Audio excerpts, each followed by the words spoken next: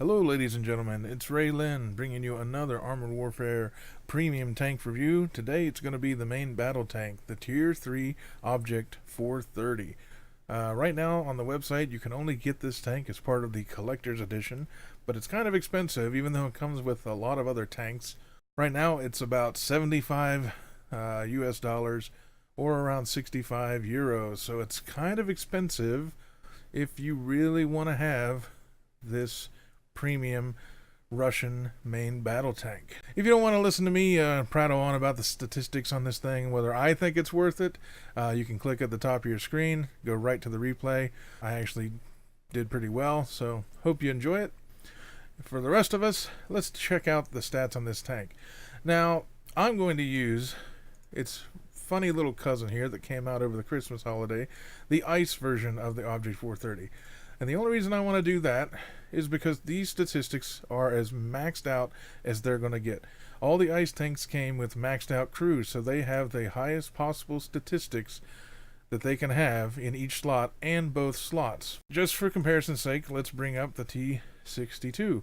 Now keep in mind that my T-62 unfortunately is also in the same boat as my Object 430. My crew is not maxed out on my T-62 either. These stats will actually get better over time if I was to level them up. So just keeping that in mind, you can see here that on the normal T-62, your damage is over 100 more, and the penetration, though it's only 4 millimeters more, it's still more. And the damage per minute is over 400 more. So, right off the bat, a significant jump in the damage, which is what makes the Russian tanks so dangerous.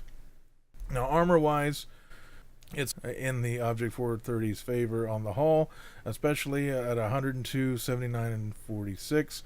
The Object has 120, 80, 45, only losing out on the back by 1 millimeter.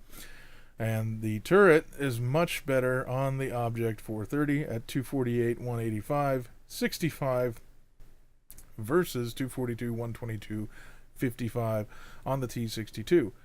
However, despite the fact that the armor is better on the 430's turret, you can see that there's a significant difference in the health pool here.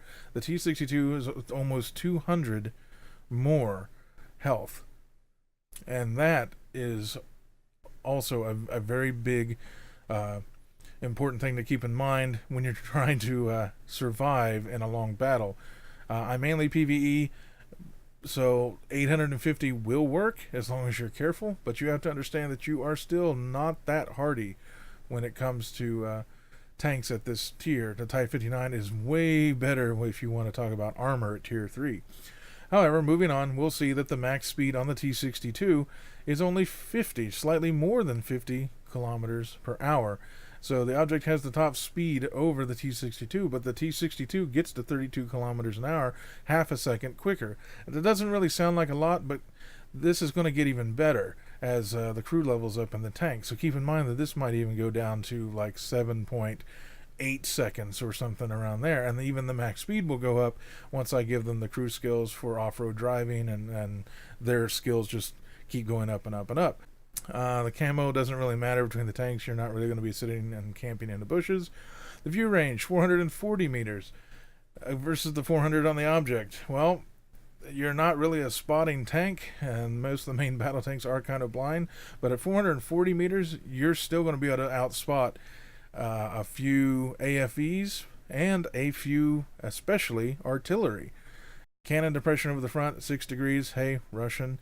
But over the rear, it's actually got 4 degrees versus 1 on the Object 430. That in and of itself can save you if somebody tries to circle strafe you, because you do have, since you're faster with your turning on the T-62, but even that pales in comparison to the turret traverse. If somebody's trying to circle you in a T-62, you're going to be able to keep up with them even if you barely move the hull at all at 45.6 degrees a second, which is pretty much double what the Object 430's turret is. Also, the accuracy of 0.11 versus 0.15. The gun handling between the two is, you can see automatically the T-62 has an edge, not just in damage, but also in accuracy. The only thing really here that the object has over it is the reload time. The object's 6 seconds is much better than the 7.11 on the T62. But this will probably end up, once the crew is maxed out, around 7 seconds. So a 1 second difference on the reload, but the accuracy makes up for it, and the targeting time, 2.43 seconds versus 2.89 seconds on the Object 430. Those two things, your accuracy and your targeting time, make the T62 much better at hitting weak points at a distance and snapshotting even at close range. Now, granted, yes, it doesn't have the same armor profile, so you have that you have to fight with, but the speed and maneuverability of the T62 is overall better than the Object. Even though the Object has a faster top speed, I would rather have, especially with a tank that's already slow and good at brawling, a tank that maneuvers well in close quarters, which the Object doesn't really do because the engine power isn't quite as good when you're talking maneuverability. So, that is statistically where this tank stands. Do I think it is worth it? Considering you can only get this as part of a package deal and it's going to cost you $75 or 65 euros, as it stands, I would not get this tank unless you really enjoy the other tanks that you get with the deal. One of them being the LAV 150-90, one being the Abbott, the RDF light tank, and the Typhoon 2. All of which are decent tanks in and of themselves, and I'll give you a review on those as I get them done. But this tank in particular, if you're just going, I'm going to throw down $75 just to get this tank, absolutely not. This tank isn't nearly as fun as it should be. I think it really needs a boost somewhere on the gun. The gun handling is terrible. Now, granted, like I said, since you have more armor, you can brawl more effectively at close range. So hitting weak points does not become as large a factor, but because your aim time is so long and your accuracy is so bad, you're probably never going to have time to fully aim, and you'll be taking a lot of snapshots at moving targets that are trying to circle you. And also because your turret traverse is so slow, you're barely going to be able to keep up with anything, even going maybe 40 kilometers an hour that can just circle you, like a lot of the light tanks and AFVs, even at tier 3, 4, and 5. And because you are a tier 3, you can meet tier 5s. And most of them will punch holes right through your superior turret. And since you don't have all of the damage, you don't have all of the accuracy, and it's just you have very bad gun handling for a tank like this, I would suggest not picking it up unless you really want the other tanks that come with it. There's nothing inherently wrong with the tank. If you like Russian tanks, if you like Russian main battle tanks, of course, this is another one that is, it's there, you can get it, but I would suggest definitely holding off until it's either in the tech tree in the actual game, or they put it as part of a package deal where you get 2 or 3 other tanks, and maybe it would be only like $20 or $25. As it stands, absolutely not. Don't even bother wasting your money. Again, if you're a tank collector, if you've got to have all the Russian tanks just because you think they look cool and you want to put camo on them, sure, go for it. But anyway, that's my opinion on that. Let's go ahead real quick and talk about the commanders and the crew. Of course, premium tank, I'm using Maximilian. I'm not sure who you would really want to go with outside of Juan Carlos. Probably Juan Carlos, just because he gives you more damage in the places that you want to have it. You have ammo swap speed improved. You have aim speed improved. It gives you much better acceleration after you fire, so that if you're in close range and you take a shot, you'll get a boost to your acceleration so that you can get the hell out of dodge and hopefully bounce a few shots with your superior armor. You can get more crew damage or module damage, and then of course you get a faster reload. So that might be something to think about when it comes to your commander. But if you have Maximilian, I don't see a point in just not using him. He does pretty much everything I need a commander to do. As far as the crew goes, let's talk about this version since I have all of it. Off-road driving, of course. Off-road driving on every tank for every driver that you're ever going to need. There's absolutely no reason not to take off-road driving to get that 10% boost to all of your tank's acceleration. Hull traverse speed improved by 10%. The hull traverse speed on this tank isn't bad. I would say it's probably 25 to 30 degrees per second. It's not as fast as the T62, simply because the T62 has upgrades to its engine. So it's still going to be a little bit faster once I've got all of its crew up there, but this will just help. I don't think there's any other reason not to ever take spin to win on most of your tanks, especially main battle tanks, just to help improve your mobility. The gunner quick draw aim speed improved by 10%. This tank's aim speed sucks. 3 seconds is too long. Even 2.4 is just a little bit too long in my opinion for a main battle tank, but that's generally where they fall. This improves it by 10%. Might as well make it better.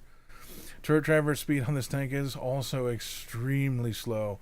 I went ahead and put do the twist just to improve that speed just a little bit more. You probably could start using your marksman and your shoot from the hip. However, this tank's accuracy just isn't worth it in my opinion. I mean, you're going to have opportunities now and then to take long range shots, of course, or take shots when you're on the move. In that case, it's such a rare occurrence in my opinion that I just don't see the point in improving the gun accuracy at this point. You're going to be up close and personal, where the only thing that's going to hurt you is how slow your turret's going to spin when somebody's trying to get around you to get to your flanks, and your aim time as you're trying to get a few shots into their weak points while you're face hugging. So that is personal preference, but that's what I'm taking. Rapid fire reload time reduced by 5%. The reload speed on this tank is pretty damn good. Like I said, 6 seconds. There's no reason not to make it a little bit better. Preparation ammo swap speed improved by 20%. Since this is a low tier tank at tier 3, I do bring much more heat shells than armor piercing shells. But there are those tanks at tier 4 and 5, like a T64 for example, that your heat is probably going to be very ineffective against. So I start loading the AP. That improves the ammo swap speed by 20%, just so that you get reloaded faster and can re-engage your targets after swapping your ammo. You do get 3 types of ammunition on this tank. You get your armor piercing, you get your heat, and you get your high explosive. I never take high explosive because I mainly PvE and see absolutely no point in taking it. I have a 30-20 split. This thing does carry a lot of rounds at 50, so you can split this up how you want. Like I said, take more heat just because it's a low tier and there's less tanks at these tiers that have ERA, and so your heat's going to go through more often than not and totally wreck them with the extra damage that it does. Consumables, I always take the spare parts to increase my repair speed passively by an extra 10%.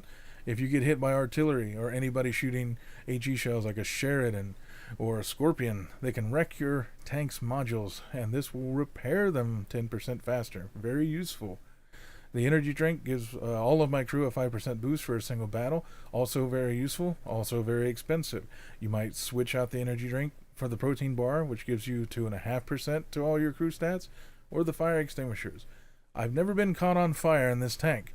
And generally in PvE, you don't get caught on fire unless you do something really, really dumb and the computer does something really, really smart, which doesn't happen that often. But if you're worried about a fire, you can take the fire extinguishers instead. The medical kit, crew resilience plus 15%, and it heals all of the crew members on your tank that are dead. Generally, this is only going to happen if you're getting hit from behind with high explosives, such as Sheridan or a starship or artillery. This will put all your dead crew back, but it's already making them 15% less likely to be killed just because of the passive effect. The low tier field maintenance kit. Low, mid, and high tier field maintenance kit. If you play PvE, please bring one of these along. It's only going to cost you 4,000 credits, and that's a drop in the bucket to give yourself 20% of your max health back and all of your ammo back with the click of a button. Retrofits, I go with the experimental propellant Mark III. The damage on this tank is not as good as most of the other tier 3 Russian tanks. There's not much else that I would put in this slot. It is, however, a universal slot, so you could put any thing you want. You could increase your health with the internal hull reinforcement. You could increase your aim time and your damage at the same time with the magnetic actuators. You could put in the air induction pre-cleaners to get some acceleration and hull traverse speed out of the deal. That's personal preference. I go with the experimental propellant just for the 7.5% damage boost. This thing shoots fast, and I wanted to hit as hard as I could make it hit just because it's got a fast reload. And because of the poor accuracy, you may end up having to take several shots before you actually deal any damage. And if that is the case, at least the damage you do will be somewhat significant as opposed to not. And that, in a nutshell, is the Object 430. It is a decent main battle tank for Tier 3, but considering we already have tanks like the T-62, the Object 155, the T-62 Veteran, which is basically just a reskinned T-62, and of course the new free gift tank, the Type 59, the Object 430 is kind of just at the very bottom of the literal barrel when it comes to how useful it is. It's just not very good. You can play it good. You can have really good games in it just because you do have the extra armor on the frontal turret and the frontal hull. And you can make the gun work pretty well as long as you keep pushing forward and try not to play as a sniper. But overall, because it's part of a package deal that's actually very expensive for the amount of stuff you get, I wouldn't recommend picking it up. Anyway, that is it. I've got a good replay for you, and I hope you'll stay with me and check out what this thing can do on the battlefield. See you there. And here we are on the Dire Wolf map. I've already played this map a few times, so I kind of know sort of where I'm going and where things are going to be spawning. So we head off over to the, looks like the F5 line or so, just to kind of get into a position to start taking out enemy tanks. And immediately you can see that the acceleration on this thing is not bad. It does get up and going, and even the hull traverse isn't bad. But you can see right here that the aim time, however, is pretty slow. And the damage with my setup is decent. I mean, it's really, it's not bad all around. It's just average everywhere with a little bit of acceleration. So again, the tank isn't horrible, but the gun and the aim speed and just the accuracy is, it leaves a lot to be desired. If you're going to pick one of the Tier 3s, the T-62 is very good. The Object 155, if you have it, is very good. And even the Type 59 is good. The gun handling on most of those other Tier 3s is just really good compared to this. The aim times aren't as long. The reloads are a little bit better, but the accuracy is also better, as you saw in the garage. So we're just kind of pushing up. I know kind of everything's going to be spawning over here, so I'm just trying to get into a position where I can hit them first. Most of the tanks here are Tier 2 and 3, which is nice. We didn't have any serious MBTs rolling up on us.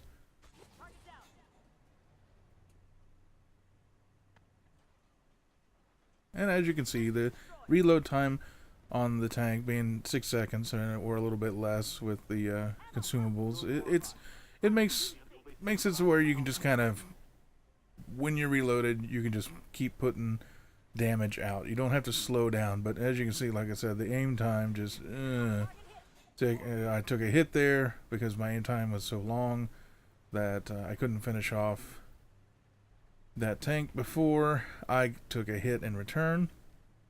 So the armor isn't going to hold up overall against most tanks if they're Tier 3 or Tier 4. They can go through you from the front.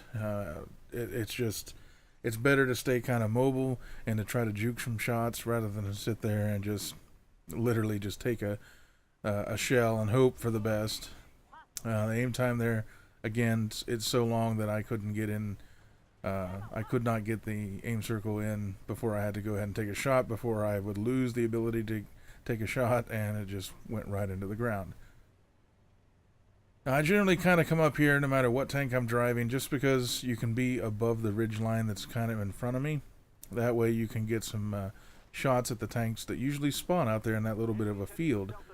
Of course, you can see that the vision range on this thing is crap. I can see enough, but if I was in a light tank of similar tier or an AFV, I would definitely be able to see pretty much all the way over to the 0 line pretty well.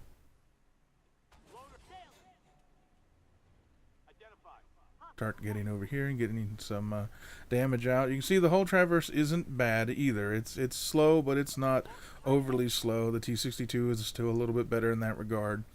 And again, just it's not a horrible tank. The gun handling is kind of crappy, but the mobility is not bad. We bounce a shot there, bounce another shot.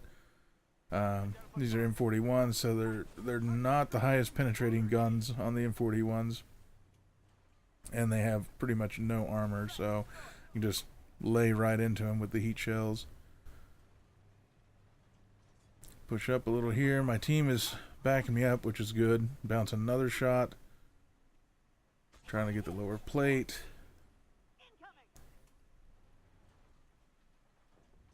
So we're taking some fire. Would have had a good shot there, but the hero tank pulls in front and protects his friend accidentally, but nevertheless it it went off the front of his mantlet on the turret, and I didn't go through. Again, another, looks like a T92 maybe. We did have artillery, but they got taken out by a teammate.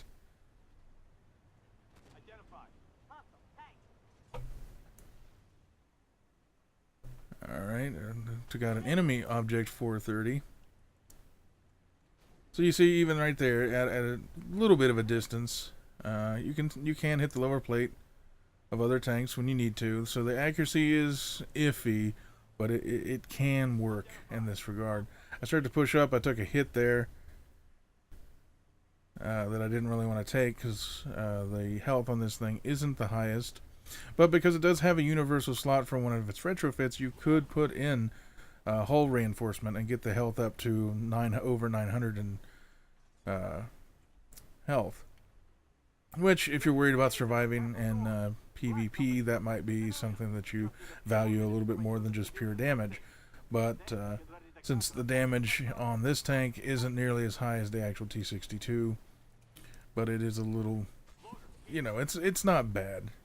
But it's not great either. It's probably one of the weaker damage per shots of the tier 3s.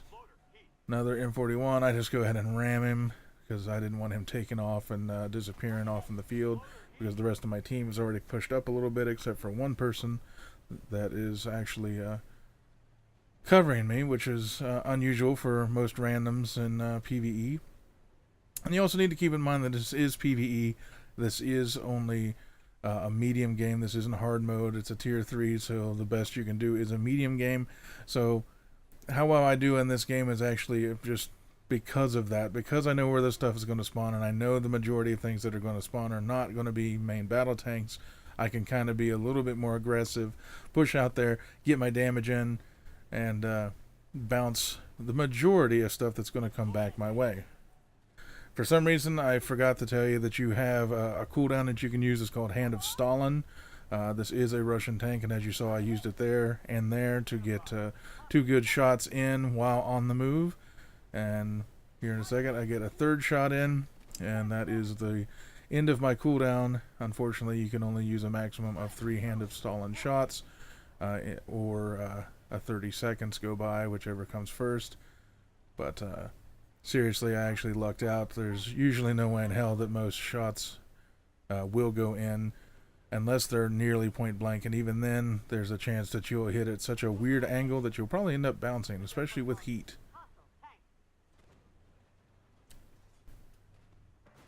Knew there was a guy on my right, but I decided I wanted to focus on the MBTs first on my left, since I do have a rock here to give me some cover from any tanks on the right. Looks like another M41. I noticed the 10P90 trying to be sneaky and going along the ridge here, and I actually don't have the gun elevation to actually shoot him until I backed out onto the road, so that my tank was no longer in a little bit of a dip. And then Once again, I try to snipe the hatch there, just doesn't work. The accuracy is just not good enough for a shot that precise. Turret traverse, again, it's kind of slow. By the time I could even get aimed, they'd already killed the 10p. Tried to fire without aiming, big mistake. It didn't do anything except shoot the rock, which obviously doesn't help my team.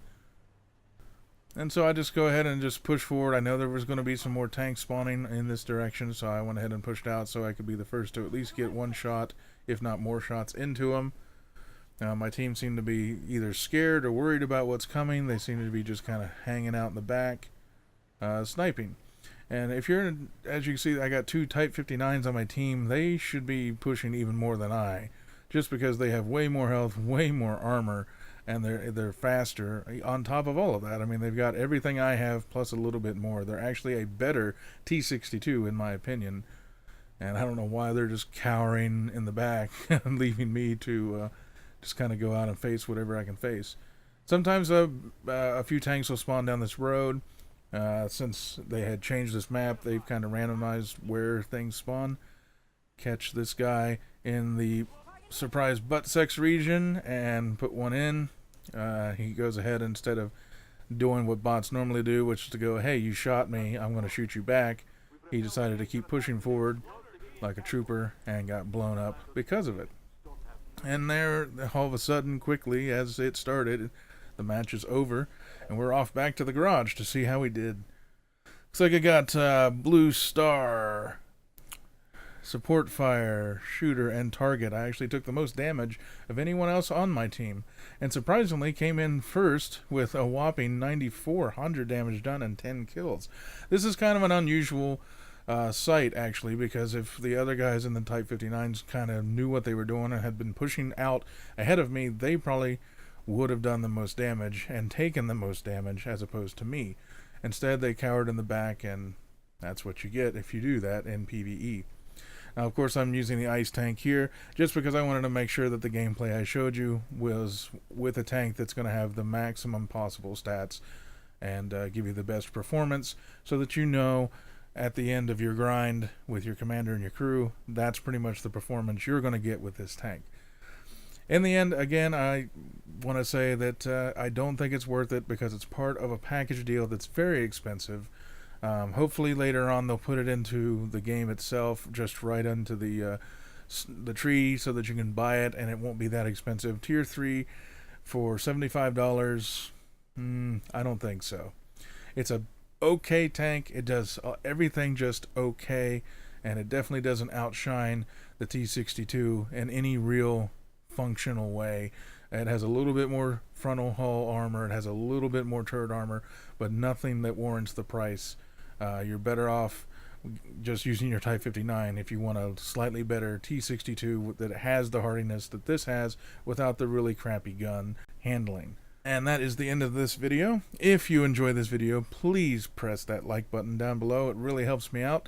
If you haven't subscribed, click on the link down at the bottom of the screen and it'll take you right to my subscription page. As I put videos up, you'll be the first to know. I hope you enjoyed the video, got some useful information out of it. Please leave a comment on what you liked or what you didn't like. I'm happy to hear any suggestions you might have for the channel.